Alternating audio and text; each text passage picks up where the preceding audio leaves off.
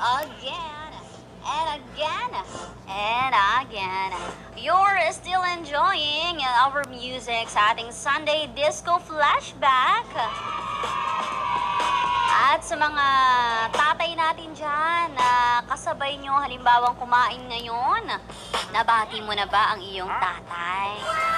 O di naman kaya bago ka umalis ng iyong bahay, nabati mo man lang ba siya kahit na medyo, alam mo yon, may mga anak talaga na medyo mahiyain. Happy Father's Day, kahit sa chat, isabihan mo siya o batiin mo siya ng Happy Father's Day. And speaking of Father's Day nga, na kanina pa natin pinag-uusapan, di ba? Ano ba ang pinakang madalas irigalo sa mga tatay sa mga ganitong klase ng panahon? According sa ating research, bukod sa greeting cards, alam niyo ba na isa sa may pinakamaraming order, na binibili talaga para sa mga tatay ay necktie pala. Oo, no? Lalo na kung yung tatay mo ay mahilig talaga mangolekta ng iba't ibang klase ng necktie, iba't ibang kulay ng necktie, iba't ibang disenyo ng necktie, diba? Perfect sa mga ganitong klase ng okasyon. Pero, pinakang bottom line din dun talaga, if ever man, siguro para sa mga tatay natin, isa sa pinakamagandang regalo na ibibigay natin sa kanila ngayong kanilang mga araw ng mga tatay is magpakabait tayo. Oo. Iwasan na maging pasaway, yung pasakitin ng ulo ng mga magulang, ganyan. Lalo na kung malaki ka na, sana. May character development, di ba? Kasi, syempre, yung kapakanan natin, kung paano tayo mapapabuti sa ating sariling mga buhay, yun lang naman yung gusto din ng ating mga magulang, di ba?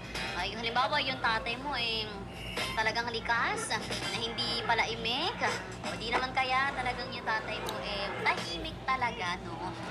For sure naman, in different or in some ways, napapakita niya kung gaano kanya kamahal.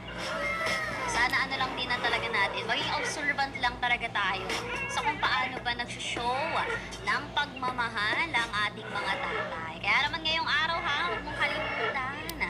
Remember today na ang araw po ngayon ay araw ng mga tatay. June 16, 2024. Ginugunita natin yan tuwing buwan din ng Hunyo. Kaya naman kung ikaw ay nasa maraming lugar, ganyan, tapos gusto mo talagang maalala ka man lang ng tatay mo na, binati ako ng anak ko.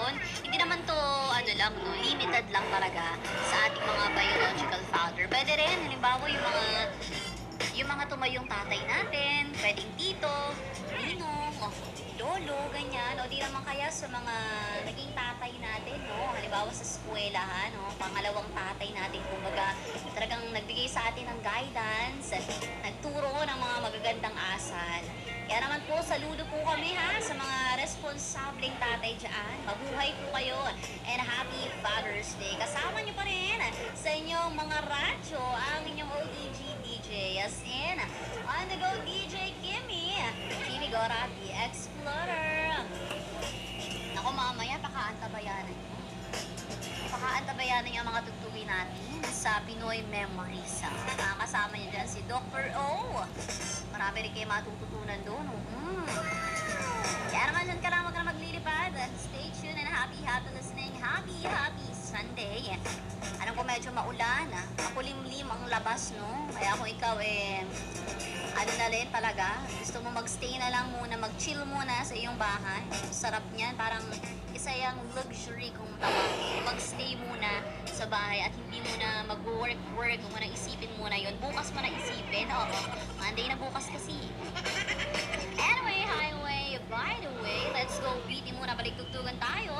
RWBRB as in relax. We'll be right back. Dito lang sa mga yung pinapakinggan. It's the music and information on 102.7 Star FM. Like mo, share mo. Oras po natin sa Kapuluan ng Pilipinas. Check your time. 39 star minutes after 9 in the morning.